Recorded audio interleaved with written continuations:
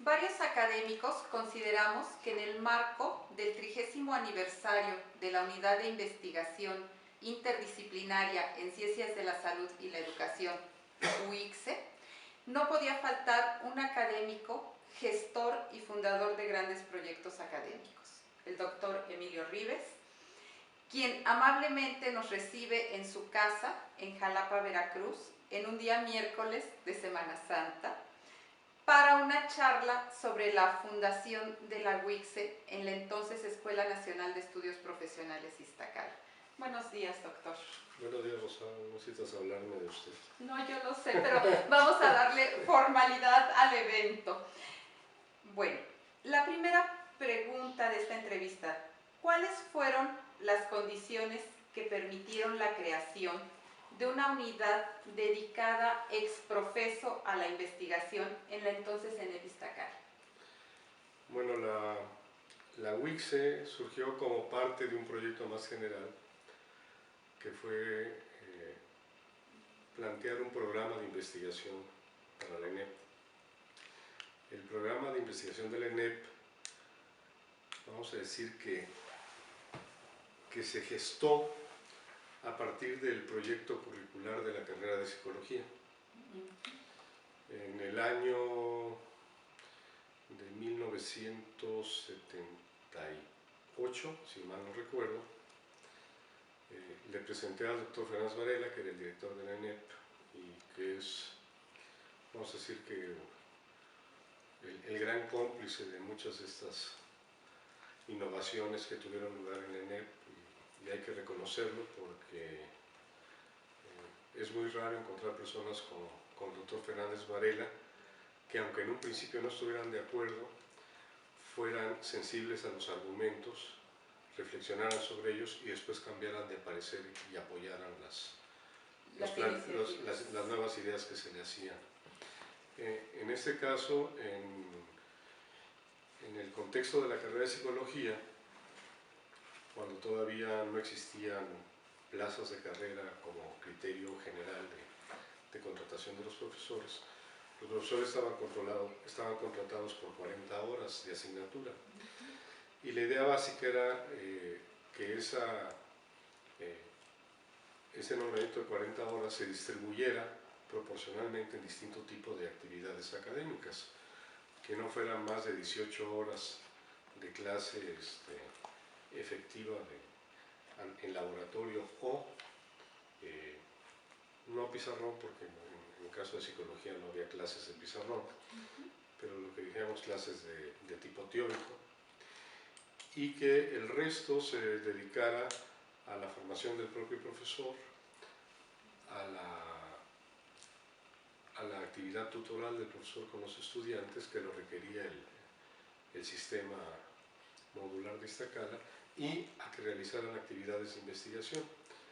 Porque la idea fundamental es que, aun cuando en la Ley Orgánica y el Estatuto General de la UNAM se plantea que los profesores tienen que hacer investigación, la universidad no tiene la estructura ad hoc para que este tipo de obligación se realice. Es simplemente, como muchas cosas en México, un deseo expresado jurídicamente, pero por el cual no hay condiciones de realización. Entonces se pensó que por lo menos un 20% del tiempo total de los profesores fuera dedicado a la investigación, y que esta investigación tuviera relación con las actividades de enseñanza que llevaban a cabo. ¿Por qué? Porque la actividad formativa fundamental de un académico es la investigación. Es decir, alguien no puede enseñar lo que no domina. Y para dominarlo, en el caso de las disciplinas vinculadas a la investigación, la única forma de hacerlo es investigando. En el caso de las multidisciplinas o interdisciplinas que están vinculadas a la aplicación, como es el caso de medicina, etc., pues es a través de la práctica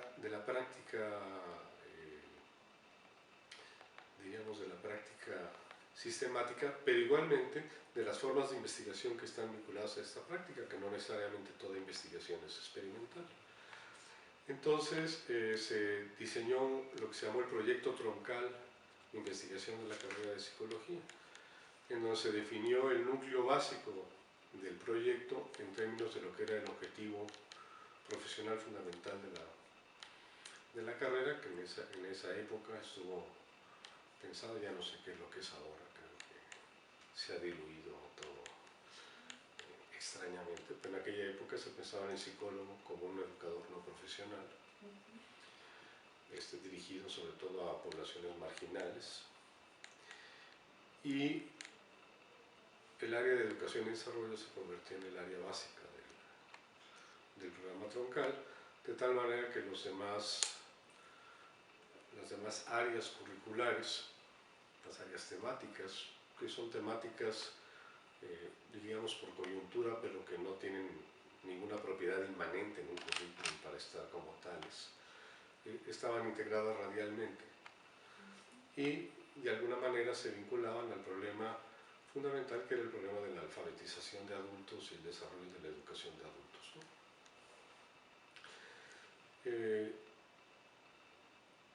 Este programa se echó a andar cuando se creó la coordinación de sus profesionales, que me nombró Fernández Varela. Después me fui de sabático, y al regresar del sabático Fernández Varela me dijo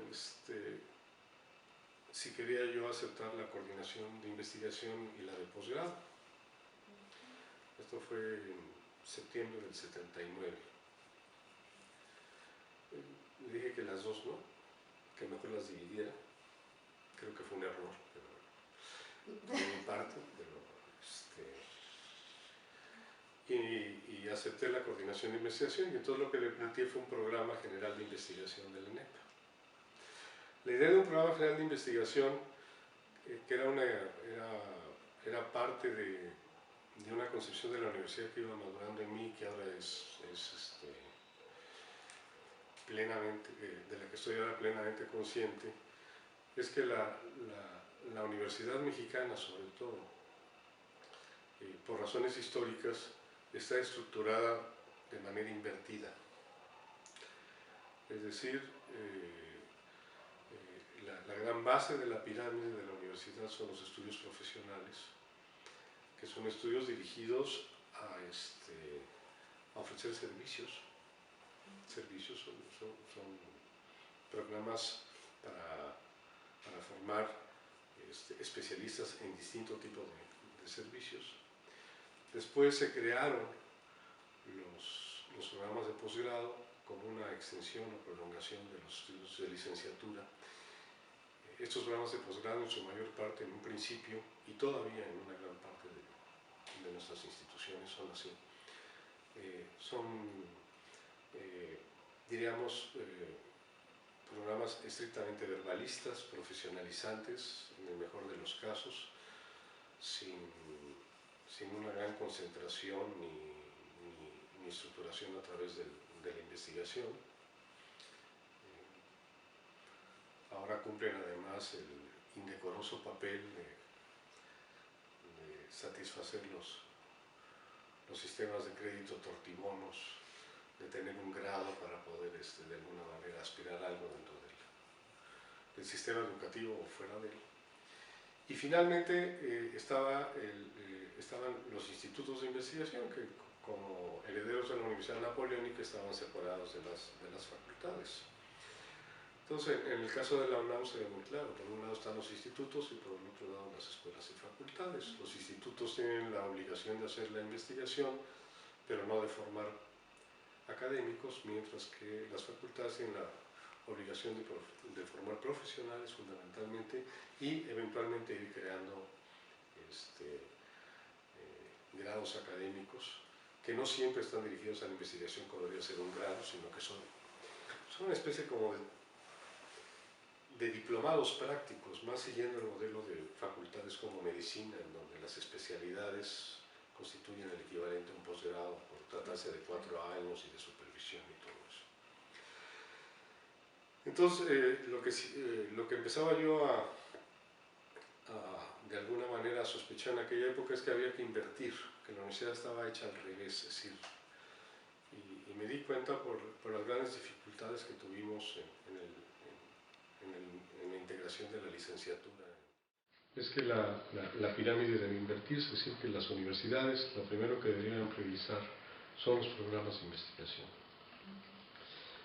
Es decir, ¿qué programas de investigación? Bueno, eso dependerá de la universidad, del contexto en que se desarrolla, de los recursos académicos que posee, de la vocación y tradiciones históricas que pueda haber tenido. Es decir, tampoco las universidades pueden, sobre todo nuestras universidades, cubrir todo el espectro de la investigación posible, ni tenemos que asumir que todo tiene que ser investigación de frontera a la moda. A veces hay problemas que no son de moda, pero que después te llevan a lo que son los problemas realmente de frontera, sin tratar de entrar directamente por ellos. Y que los programas de investigación deberían ser aquellos sobre los que se estructuraran los programas de posgrado. Es decir, que primero deberían crearse programas de investigación. Una vez funcionando el programa de investigación, se debería crear el programa de posgrado, dependiendo de los proyectos de investigación, de tal manera que la investigación fuera connatural al posgrado, que no fuera algo que no hubiera esas cosas absurdas como los seminarios de tesis, o cosas por el estilo, que están en todos los programas de posgrado de este país, y que obviamente eso llevaría además a conocer que los posgrados deben tener fundamentalmente una dimensión tutoral dentro porque la forma de aprender a investigar es haciéndola, no tomando cursos de cómo se hace. Claro. Es haciéndola, y además con grupos que son grupos que dominan un determinado conjunto de metodologías y de planteamientos teóricos en una disciplina o en un área multidisciplinaria, etc. Y una vez que están los posgrados establecidos, es a través de los posgrados que vamos a formar el personal que va a atender a las licenciaturas. De tal manera que entonces la supuesta vinculación entre enseñanza de licenciatura, investigación y posgrado no es algo que se tenga que atender administrativa o jurídicamente como se enfrenta ahora. Sería un flujo natural si estuviera invertida. De ahí la importancia entonces de plantear un programa de investigación para Iztacala, porque además ahí las necesidades eran cada vez más ingentes en términos de personal. Es decir, yo creo que todo el mundo está muy claro que la mayor parte del personal era el 90% improvisado, ¿no? ¿Por qué se planteó una unidad de investigación interdisciplinaria en ciencias de la salud y de la educación? Bueno, este es otro problema. Cuando se crearon las ENEPs, se plantearon como unidades, así les llamaron, interdisciplinarias. Y resultó que la interdisciplina era un criterio de tipo administrativo representado por los departamentos. Eso era la interdisciplina en las ENEPs. Era una forma de gestionar los recursos, no era una idea o planificación sobre la estructura realmente de los programas académicos. Sigue habiendo mucha confusión sobre todos estos términos: disciplina, multidisciplina, interdisciplina, transdisciplina, etc.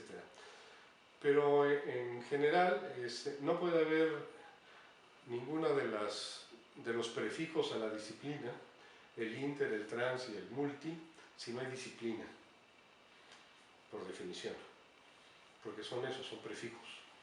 Entonces tienen que ir antes de lo que es sustantivo. Entonces, claro, en cada una de las unidades de las ENEPs pues había disciplinas que correspondían a las antiguas facultades de Ciudad Universitaria. Y pensaron que con departamentalizar la gestión de los recursos se iban a romper los mandarinatos tradicionales de la universidad y los cotos disciplinarios, cosa que no ocurrió. Obviamente, de hecho, los departamentos no tenían sentido porque fraccionaban la identidad de las disciplinas, y al final creo que fueron hechos a un lado, ¿no? Tengo entendido, ¿no? Sí, ya no está como por tales. departamento. Sufrimos mucho, nos opusimos mucho, pero bueno, afortunadamente, aunque sea tarde, la racionalidad imperó. En el caso de Iztacala, como probablemente en todas las ENEPs, había disciplinas de distinto nivel.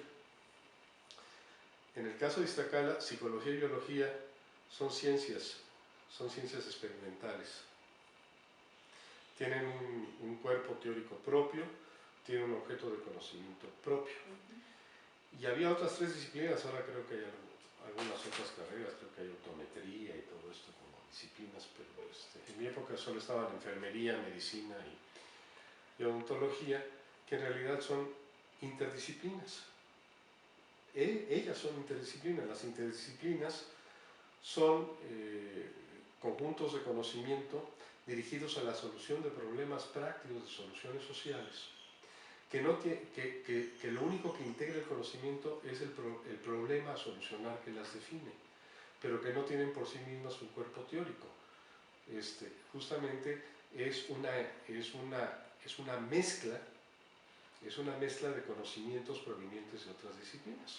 Como ocurre en los propios médicos, dicen que es un arte científico, hacen referencia al arte en ese sentido práctico. Muchas veces difícil de captar en qué consiste ser un buen médico, que el buen médico sigue siendo el buen clínico, pero que está fundamentada, aparte de su práctica, en la biología, en la química, en la física, en técnicas que provienen de la electrónica y de muchas otras disciplinas, ¿sí? Y componentes a veces sociales, que podrían aprender de la antropología, más que de la psicología, creo yo, de la antropología, probablemente de la psicología, para algunos aspectos que tienen que ver con la prevención de la salud. Entonces, esas son interdisciplinas. Entonces teníamos, de hecho, en ENEP 3 interdisciplinas y 2 disciplinas. No estaban claros sobre eso, y me imagino que en Acatlán, en Cuautitlán, etcétera, privaban las mismas condiciones. Entonces, una forma de darle sentido a la investigación y de crear esa mezcla académica que en principio se suponía que alentaba la creación de las ENEPs, supusimos que la mejor forma de hacerlo era la parte de la investigación, que debía ser aquello que promoviera la forma de cambiar toda la perspectiva de la ENEP. Por vocación, por las 3 interdisciplinas básicas que había en Iztacala, pues la salud tenía que ser uno de los criterios. Es decir, y la otra parte, por el lado de psicología, tenía que ser la educación, dado que psicología estaba definido como educadores no formales. Y los biólogos, obviamente, iban a ser la otra ciencia que iba a alimentar a las interdisciplinas de la salud y a las interdisciplinas de la educación. Y por eso se hizo como una unidad pensada en unidad interdisciplinaria en ciencias de la salud y de la educación. Se crearon 8 proyectos. Los 8 proyectos se pensaron en términos, por un lado, del personal que había y de los intereses, y por el otro, de áreas de intersección multi o interdisciplinaria. Multidisciplinaria es cuando dos disciplinas comparten metodología y teoría. Un caso de multidisciplina es la bioquímica, por ejemplo, ¿no? Es bioquímica porque el problema está planteado teóricamente por la biología y la metodología la proporciona la química, ¿no? Entonces siempre el que va primero es la teoría y el que va segundo es la metodología. En las multidisciplinas, en las interdisciplinas son normalmente problemas sociales. Una de las cosas que siempre discutimos fue que la psicología no era una profesión. Las interdisciplinas son profesiones. Medicina, pedagogía, las distintas ingenierías, etc., ¿no? Entonces se pensaba en 2 grandes cuerpos de edificios, los que requerían laboratorios experimentales propiamente, que no fueran estrictamente laboratorios donde el aparato básico fuera la computadora, como es el caso de psicología, que se pueden usar las computadoras como sistemas virtuales interactivos, Y entonces ahí fue donde entró neurociencias, por un lado. Por el otro lado entró conservación y mejoramiento del ambiente. Por el otro lado entró fisiología del esfuerzo y luego nutrición. En el lado que solamente requería de sistemas computacionales, ya fuera interactivos o no interactivos, entró aprendizaje humano, educación para el trabajo, educación para la salud y investigación curricular, que fueron ¿Por qué investigación curricular? Porque de alguna manera Iztacala fue líder en la universidad en nuevos modelos curriculares, no necesariamente vinculados a los especialistas en pedagogía, sino que eran más bien de las propias disciplinas, pero bueno, se puso ahí. Y los tres proyectos, aprendizaje humano, educación para la salud y educación para el trabajo, implicaban cómo la psicología se podía vincular inter y multidisciplinariamente, ¿no? En la otra parte era como la biología se podía vincular inter y multidisciplinariamente, neurociencias, nutrición, fisiología del esfuerzo y conservación y de tal manera que teníamos a las dos disciplinas científicas, una en cada edificio, vinculadas inter y multidisciplinariamente con las ciencias de la salud y con las ciencias de la educación y con el problema del trabajo, ¿no? Que son los más fundamentales. Esa fue la idea básicamente. Dado esto, ¿cuáles fueron los criterios para seleccionar en ese momento a los responsables de proyecto?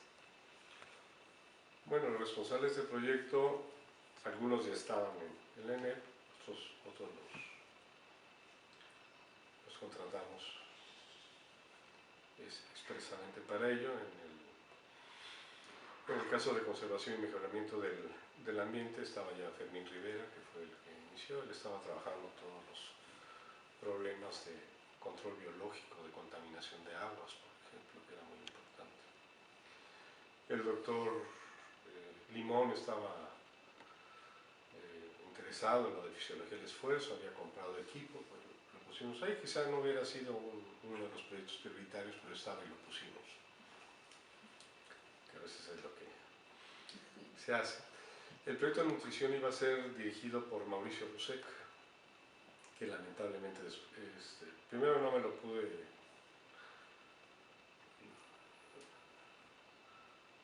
no lo pude embelezar del todo, quedó de que iba a ser nuestro asesor y finalmente después falleció, ¿no? Entonces quedó Virginia Velasco cuando regresó de Inglaterra de encargada, y el proyecto fuerte junto con el de conservación del ambiente en la parte de biología era neurociencia.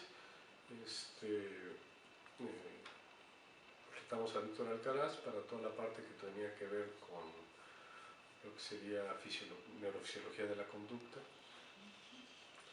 y que iba a estar muy dirigido también a problemas de rehabilitación. Iba a estar Paul Bajirrita en el proyecto. De hecho, Víctor Alcaraz quería que Paul Bajirrita fuera el responsable de la unidad. Creo que no le llegamos por dinero, que es el otro problema siempre que tenemos en las universidades mexicanas, ese criterio rígido de los escalafones y las homologaciones y las antigüedades y lo que puede ganar alguien al margen de lo que sabe. Vino Talia Harmony, que es una de las gentes que propuso Paul Bajirrita para toda la parte de neurometría, que es básicamente el problema del diagnóstico, ¿no? El problema del diagnóstico. Simón Brailovsky iba a estar también ahí junto con Víctor Alcaraz y Bajirrita.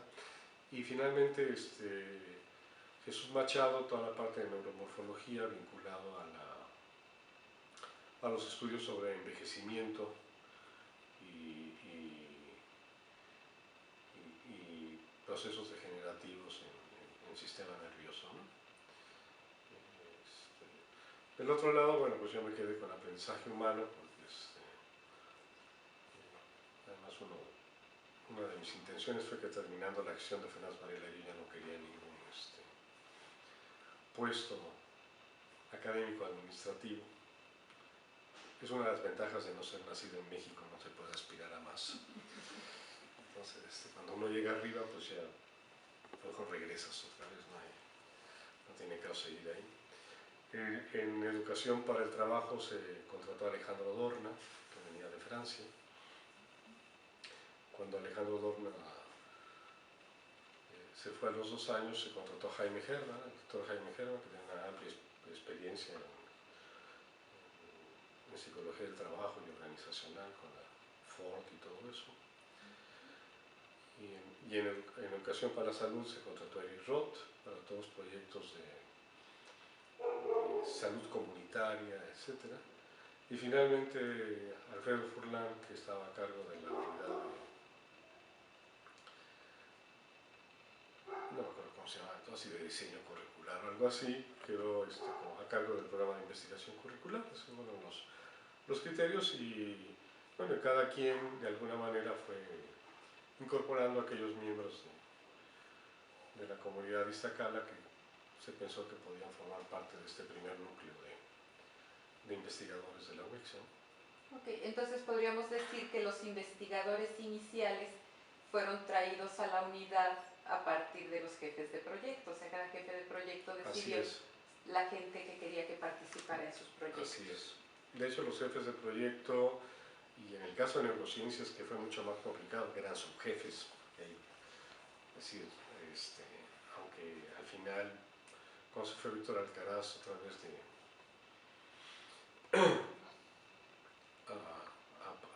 a Francia como embajador de CONACYT para Europa Occidental, quedó Talia Harvoli de jefe del proyecto de neurometría. Había la otra parte que era la parte de fisiología neurofisiología del comportamiento, como quedó un poquito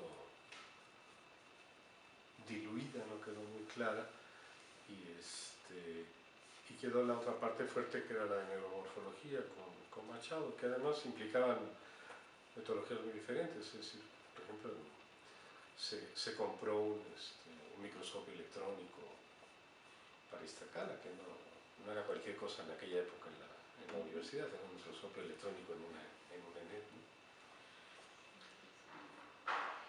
Bueno, ¿cuáles fueron los objetivos que se pretendían alcanzar con la creación de esta unidad? Además de los que ya se han mencionado. Bueno, la idea era poder consolidar los proyectos de investigación incipientes que ya se venían realizando a través de los mismos programas de licenciatura y de los programas de posgrado. Apenas empezaban también, empezaron en el año 80 los programas de posgrado en la ENEP como maestrías además, básicamente. Y era darles una infraestructura apropiada y además empezar a captar a través de eso, así como se hizo con el programa de formación de profesores en ciencias básicas de psicología, de la que tú eres creo que uno de los felices egresados, que en la UICSE se podían incorporar también estudiantes como ayudantes, y era una forma de empezar a germinar el interés por la investigación y ir formando nuevos investigadores sin tener programas formales y onerosos para hacerlo, como son los sistemas de becas, que muchas veces se invierte mucho y al final reditúan poco, ¿no? Porque están mal estructurados, no por el programa, por la idea misma, ¿no? ¿Quiénes fueron los actores principales en la creación de este proyecto, además del doctor Fernández Varela? Bueno, a la hora ya de diseñar el edificio, pues los distintos jefes de proyecto, sobre todo del área de la unidad de laboratorios, en donde estaba toda la parte de biología, porque la otra parte eran básicamente cubículos, aulas, un pequeño auditorio, y se diseñó un espacio para la investigación con humanos, sobre todo la parte de aprendizaje humano, pero que eran básicamente cubículos o para observación y filmación o para trabajar interactivamente con sistemas virtuales de cómputo, ¿no? Pero la parte que fue más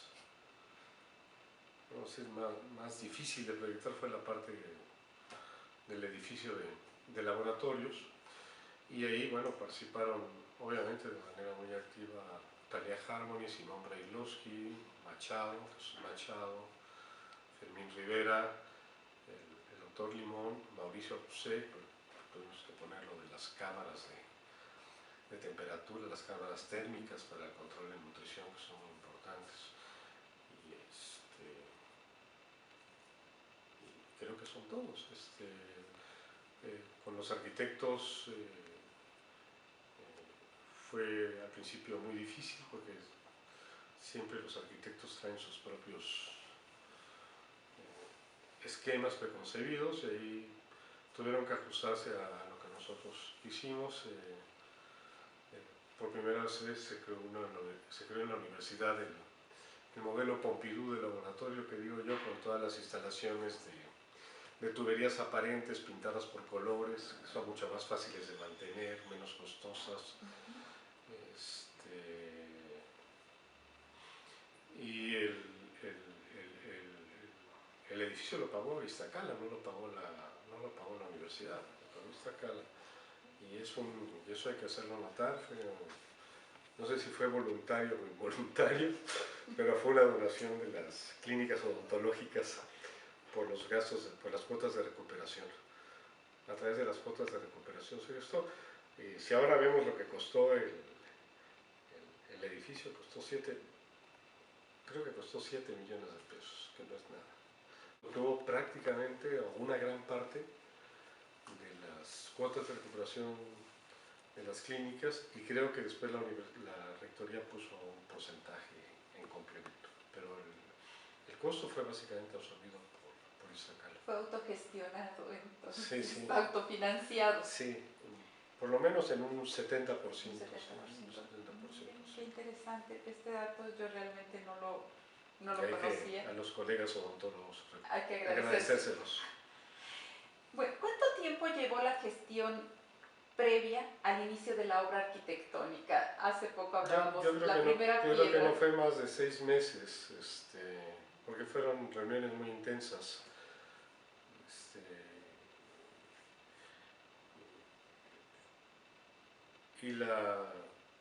Se empezó a hacer el diseño, yo creo en los primeros meses, quizá en el primer semestre del 80 estaba terminado probablemente el proyecto, el plan, y luego tardó como un año, un poquito, unos 15 meses o 16, hasta que en el 82, no me acuerdo ahora el mes, pero fue la inauguración, fue Octavio Rivero que era rector a inaugurarlo, y era el primer caso de una ENEP que tenía una unidad de investigación. Bueno, no de una ENEP, de algo que no fuera un instituto en la universidad que tuviera una unidad de investigación, ¿no? Incluso antes que la Facultad de Medicina, con Enrique Hernández, que estaba construyendo su unidad de investigación de la Facultad de Medicina, como una unidad como tal. Bueno, entonces en estos términos, ¿qué significado tuvo que una ENEP tuviera una unidad de investigación al inicio de 1980? Lo que pasó es que cambió totalmente el concepto de lo que debían ser las ENEPs. Las ENEPs habían pensado prácticamente, no lo quiero decir así, pero creo que era la intención no confesa, como escuelotas maquiladoras de profesionales para descongestionar Ciudad Universitaria. Afortunadamente en el núcleo norte, Cuautitlán, Iztacala, quizá en menor medida Acatlán, demostraron que las ENEPs podían ser otras cosas, ¿no? Y especialmente yo creo que Iztacala, con la creación de la UICSE,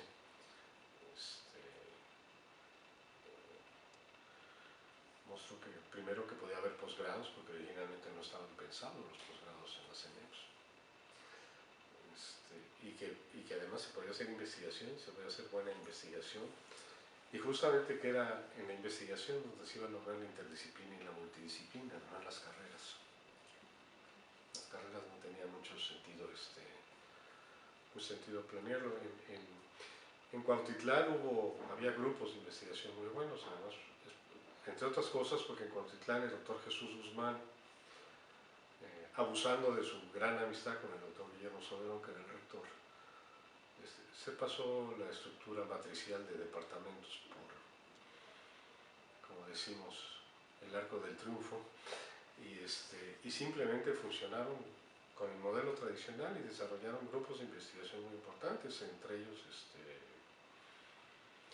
que fue Francisco Barnés, que estaba a cargo del posgrado de química en Cuautitlán y luego en Ciudad Universitaria, que llegó a ser rector justamente por el papel que desarrollaba. Entonces, después de un tiempo, a los 6-7 años, se mostró que las CNES podían ser otra cosa, y bueno, de hecho ahora son otra cosa, ¿no?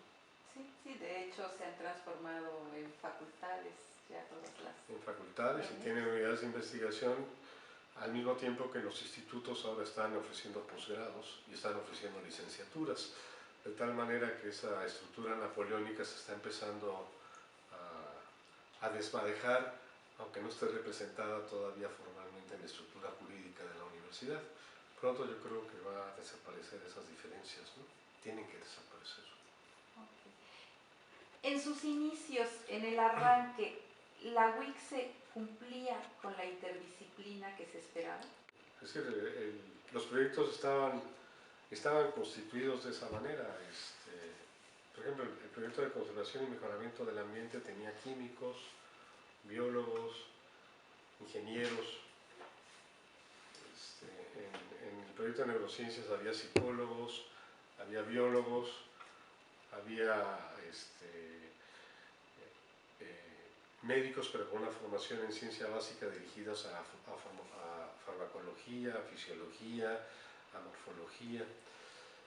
En el caso de nutrición, tardó mucho quizás el piso del medio fue el que tardó más en consolidarse, y realmente no sé en qué acabó. Creo que nutrición sí se consolidó finalmente, y también hay gente tanto del área de psicología como de biología, etcétera, pero en el área de fisiología del esfuerzo no sé si incluso si desapareció el proyecto con el doctor Limón. Continúa, el proyecto continúa. Lo que se quería hacer de ese proyecto es que se convirtiera, de hecho, en un gran programa vinculado tanto a aspectos de fisiología cardiovascular, como a fisiología del deporte, como a fisiología del trabajo, etcétera. No sé si se quedó en eso. Y del otro lado,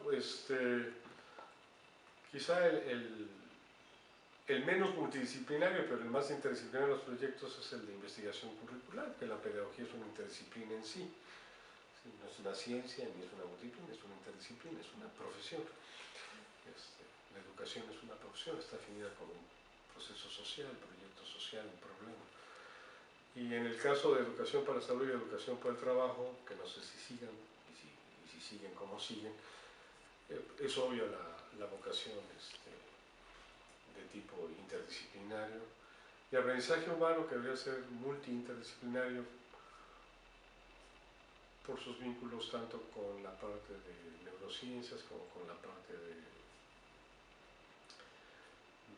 educación, y con los otros proyectos debería funcionar de esa manera, de tal manera que, o sea, estaba pensado de tal manera que no pudiera fallar. Ahora, obviamente, todo depende también de las personas que están, ¿no? Entonces, hay cosas que están pensadas para no fallar y las hacen fallar, pero bueno, ese es otro problema, ¿no? Pero en sus inicios sí cumplía con las características para las que fue diseñada. Sí, supongo que sí. ¿Qué esperarías de la UICSE ahora, a 30 años? ¿Cómo considerarías que debería de estar la unidad? Bueno, yo lo que supongo es que debería ser todavía una especie como de lo que yo llamo la incubadora de recursos humanos de la FES, ahora de ese gran campus, y de la universidad. Es decir, yo creo que las unidades de investigación deben ser verdaderas incubadoras de nuevos académicos. Ya dijiste acá en el año 90, fue el último año, ya, de manera que ya hace 22 años que no sé cómo están las cosas en detalle. Pero espero que la WIC se siga funcionando, me imagino que debe seguir funcionando, y que siempre, dentro de lo que yo llamo a veces el tejido no muy sano de nuestras universidades públicas, que las unidades de investigación pueden constituirse en la incubadora de tejido sano que reproduzca otra vez el funcionamiento correcto e ideal del organismo. ¿Algo más que quisieras agregar? Pues nada, que soy muy contento que haya durado 30 años, espero que dure otros 30 más cuando menos. Bueno, pues muchas gracias. Pues a mí no me resta nada más que agradecerte tu disposición a esta entrevista, el que nos hayas recibido en tus espacios, que nos hayas dado tu tiempo, y pues muchas gracias. Gracias a ti.